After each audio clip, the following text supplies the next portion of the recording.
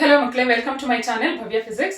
ಇವತ್ತಿನ ವಿಡಿಯೋದಲ್ಲಿ ಯಾವ್ದೆಲ್ಲ important chapters numericals ಓದ್ಬೇಕು ಅಂತ ತಿಳಿಸ್ಕೊಡ್ತಾ ಇದ್ದೀನಿ ಮಕ್ಕಳೇ. ಇವಾಗಲೇ ನಿಮ್ದು ಫೈನಲ್ ಎಕ್ಸಾಮ್ ಶುರು ಆಗಿದೆ. ಸೊ ಕೆಲವರು ಕಮೆಂಟ್ ಮಾಡಿದೀರಾ ನಂಗೆ ನಾಳೆನೇ ಎಕ್ಸಾಮ್ ಇದೆ, ಸೊ ನ್ಯೂಮರಿಕಲ್ಸ್ ಯಾವ್ದೆಲ್ಲ ಬರುತ್ತೆ, ಯಾವೆಲ್ಲ ಚಾಪ್ಟರ್ ಇಂಪಾರ್ಟೆಂಟ್ ನ್ಯೂಮರಿಕಲ್ಸ್ ಓದ್ಕೋಬೇಕು ಅಂತ ಹೇಳಿ ಹೇಳ್ತಾ ಇದ್ದೀರಾ. ಸೊ ನಾನು ಇವಾಗ ಈ ವಿಡಿಯೋದಲ್ಲಿ ತಿಳಿಸ್ಕೊಡ್ತಾ ಇದ್ದೀನಿ ಮಕ್ಕಳೇ. ಸೊ ನೋಡಿ, from every 2 units 1 question to be set ಅಂತ ಹೇಳಿ ಇರುತ್ತೆ ಮಕ್ಕಳೇ. ಸೊ ಇದು ರೂಲ್ಸ್, ಅಂದ್ರೆ 2 units ಇಂದ ಒಂದು ಕ್ವಶನ್ ಬರ್ಬೇಕು ನ್ಯೂಮರಿಕಲ್. ಓಕೆ, ಸೊ ಈಗ 2 units ಅಲ್ಲಿ ತಗೊಂಡ್ರೆ ನೀವು ಒಂದು ಚಾಪ್ಟರ್ ಇಂದ ಒಂದು ಥಿಯರಿ ಬಂತು ಅಂದ್ರೆ ಅದೇ ಚಾಪ್ಟರ್ ಇಂದ ನ್ಯೂಮರಿಕಲ್ಸ್ ಕೇಳೋದಿಲ್ಲ. ಸೊ ಇನ್ನೊಂದು ಚಾಪ್ಟರ್ ಇಂದ ನ್ಯೂಮರಿಕಲ್ಸ್ ಕೇಳ್ತಾರೆ. ಆ ತರ ಥಿಯರಿ 5 marks ಒಂದು ಚಾಪ್ಟರ್ ಇಂದ ಬಂದ್ರೆ ಇನ್ನೊಂದು ಚಾಪ್ಟರ್ ಇಂದ ನ್ಯೂಮರಿಕಲ್ಸ್ ಬರುತ್ತೆ. ಈ ತರ ನಾವು ನೋಡ್ತಾ ಹೋದ್ರೆ and previous year question paper check ಮಾಡಿದ್ರೆ ಯಾವ್ದೆಲ್ಲ ಇಂಪಾರ್ಟೆಂಟ್ ಚಾಪ್ಟರ್ ನ್ಯೂಮರಿಕಲ್ಸ್ಗೋಸ್ಕರ ಓದ್ಬೇಕು ಅಂತ ಹೇಳಿ ಇವತ್ತಿನ ವಿಡಿಯೋದಲ್ಲಿ ತಿಳಿಸ್ಕೊಡ್ತೀನಿ ಮಕ್ಕಳೇ. ಸೊ ನಾನು ಇಲ್ಲಿ ಲಿಸ್ಟ್ ಔಟ್ ಮಾಡಿದ್ದೀನಿ ನೋಡಿ. ಪಾರ್ಟ್ 1 ಅಲ್ಲಿ ನಿಮ್ಗೆ 2 ಕ್ವಶನ್ಸ್ ಬರುತ್ತೆ. ಪಾರ್ಟ್ 1 ಬುಕ್ ಅಂತ ತಗೊಂಡ್ರೆ 2 ಕ್ವಶನ್ಸ್ ಬರುತ್ತೆ. ಪಾರ್ಟ್ 2 ಬುಕ್ ಇಂದ 2 ಕ್ವಶನ್ಸ್ ಬರುತ್ತೆ. ಓಕೆನಾ? ಸೊ ಟೋಟಲ್ 4 ಕ್ವಶನ್ಸ್ ಇರುತ್ತೆ. ನೀವು 2 ಆನ್ಸರ್ ಮಾಡ್ಬೇಕಾಗುತ್ತೆ. 5 marks ಇರುತ್ತೆ. Okay, 10 marks numericals.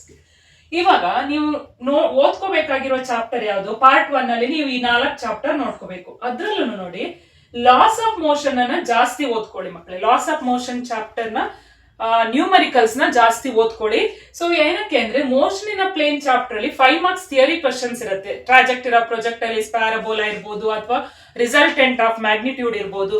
So maximum height, time of flight ಅನ್ನೋ ನ್ಯೂಮರಿಕಲ್ ಇದೆ ಇದರಲ್ಲಿ, ಅದನ್ನು ಓದ್ಕೊಳ್ಳಿ. So maximum height, time of flight ಇದೆ, ಡೆರಿವೇಶನ್ ನೀವು ಕೇಳ್ಬೋದು, ಅಥವಾ ನ್ಯೂಮರಿಕಲ್ಸ್ ಇದೆ.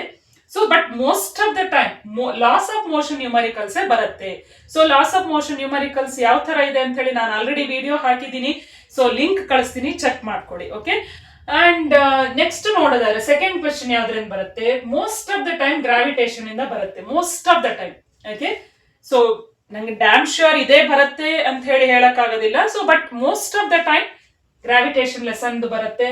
ಇದ್ರಲ್ಲೂ ಅಷ್ಟೇ ನೀವು acceleration due to gravity find out ಮಾಡುವಂತ ಕ್ವಶನ್ಸ್ ಇರ್ಬೋದು, ಅಥವಾ ಎಟ್ ಹೈಟ್ ಅಥವಾ ಡೆಪ್ತ್ ಆ ತರ ಕ್ವಶನ್ಸ್ ಇರ್ಬೋದು, ಅಥವಾ ಇದಕ್ಕೆ ರಿಲೇಟೆಡ್ ಟೈಮ್ ಆಫ್ ಸ್ಯಾಟಲೈಟ್ ಆ ತರ ರಿಲೇಟೆಡ್ ಕ್ವಶನ್ಸ್ ಇರುತ್ತೆ. ಕೆಲವೊಂದು ಸ್ಯಾಂಪಲ್ ಕ್ವಶನ್ಸ್ ನಾನು ಈ ವಿಡಿಯೋದಲ್ಲಿ ಕಳಿಸ್ತೀನಿ ಮಕ್ಕಳೇ. ಸೊ ನೀವು ಇದನ್ನ ಪ್ರಾಕ್ಟೀಸ್ ಮಾಡ್ಬೇಕಾಗತ್ತೆ. ಸೊ ನಾನು ಸೊಲ್ಯೂಷನ್ ಕೊಟ್ಟಿರ್ತೀನಿ, ನೀವು ಕಮೆಂಟ್ ಮಾಡಿ ನಿಮ್ಗೆ ಸೇಮ್ ಆನ್ಸರ್ ಸಿಕ್ಕಿದ್ಯೋ ಇಲ್ವೋ ಅಂತ ಹೇಳಿ ಕಮೆಂಟ್ ಬಾಕ್ಸ್ ಅಲ್ಲಿ ತಿಳಿಸಿ. ಸೊ ನೆಕ್ಸ್ಟ್ ಥರ್ಡ್ ಕ್ವಶನ್ ನೋಡೋದಾದ್ರೆ ಪಾರ್ಟ್ 2 ಇಂದ ಬರುತ್ತೆ. ಇಲ್ಲೂ ಅಷ್ಟೇ, either from thermal properties or from thermodynamics, ಇದೆರಡರಲ್ಲಿ. ಓಕೆ, ಸೊ ಎವ್ರಿ 2 ಚಾಪ್ಟರ್ ಯಾವ್ದಾದ್ರು ಒಂದು ಬರುತ್ತೆ ಅನ್ಕೊಳ್ಳಿ. ಸೊ ಇವಾಗ ಥರ್ಮಲ್ ಪ್ರಾಪರ್ಟೀಸ್ ಆಫ್ ಮ್ಯಾಟರ್ ತುಂಬಾನೇ ಇಂಪಾರ್ಟೆಂಟ್ ಮಕ್ಕಳೇ. ಇದು ಅಷ್ಟು ನಾನು ಆಲ್ರೆಡಿ ಸಾಲ್ವ್ ಮಾಡಿದ್ದೀನಿ, ವಿಡಿಯೋ ಲಿಂಕ್ ಕಳಿಸಿರ್ತೀನಿ, ಚೆಕ್ ಮಾಡ್ಕೊಳ್ಳಿ. ಓಕೆ, ನೆಕ್ಸ್ಟ್ ನೋಡೋದಾದ್ರೆ ಆಸಿಲೇಷನ್ ವೇವ್ಸ್ ಅಲ್ಲಿ ಯಾವ್ದಾದ್ರು ಒಂದು ಕ್ವಶನ್ಸ್, ಲಾಸ್ಟ್ ಒನ್ ಆಸಿಲೇಷನ್ ಅಥವಾ ವೇವ್ಸ್ ಅಲ್ಲಿ ಬರುತ್ತೆ. ಇದರಲ್ಲಿ ವೇವ್ಸ್ ತುಂಬಾನೇ ಇಂಪಾರ್ಟೆಂಟ್, ಬಟ್ ಆಸಿಲೇಷನ್ ಬರುವ ಚಾನ್ಸಸ್ ಇದೆ.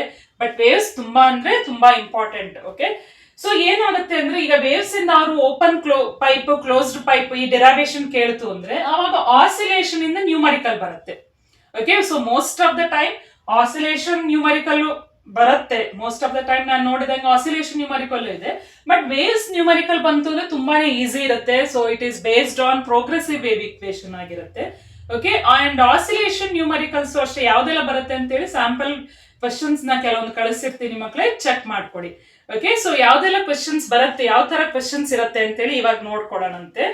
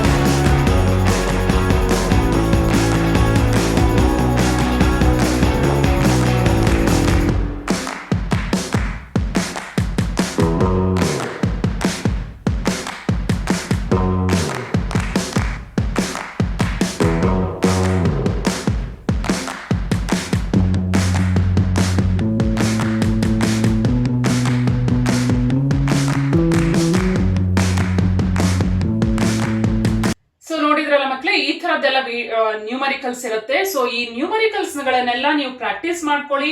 ಸೊ ಸಾಲ್ವ್ ಮಾಡಿ ಅಂಡ್ ಸೇಮ್ ಆನ್ಸರ್ ಸಿಕ್ತು ಅಂದ್ರೆ ಕಮೆಂಟ್ ಬಾಕ್ಸ್ ಅಲ್ಲಿ ತಿಳಿಸಿ. ಅಥವಾ ನಾನು ಕೆಲವೊಂದು ಕ್ವಶನ್ಸ್ ಗೆ ಸೊಲ್ಯೂಷನ್ ಕೊಟ್ಟಿಲ್ಲ ಅಂದ್ರೆ ಆನ್ಸರ್ ಕೊಟ್ಟಿಲ್ಲ ಅಂದ್ರೆ ನೀವು ಸಾಲ್ವ್ ಮಾಡಿ ಆನ್ಸರ್ ನ ಕಮೆಂಟ್ ಬಾಕ್ಸ್ ಅಲ್ಲಿ ಹಾಕಿ ಮಕ್ಕಳೇ. So all the very best for coming exam. And if this video is helpful please share it with your friends. Okay, ಒಂದು ಲೈಕ್ ಬಟನ್ ನ ಪ್ರೆಸ್ ಮಾಡಿ, ಹಂಗೆ ಸಬ್ಸ್ಕ್ರೈಬ್ ಮಾಡೋದನ್ನ ಮರಿಬೇಡಿ ಮಕ್ಕಳೇ. ಸೊ ಸಬ್ಸ್ಕ್ರೈಬ್ ಮಾಡಿ ನನ್ನ ವಿಡಿಯೋ ನೋಡ್ಕೋಬೇಕಾಗತ್ತೆ ನೀವು. ಸೊ ನಿಮ್ಮ ಸಪೋರ್ಟ್ ನನಗೆ ತುಂಬಾನೇ ಹೆಲ್ಪ್ ಆಗುತ್ತೆ ಮಕ್ಕಳೇ. So all the best. See you in next video.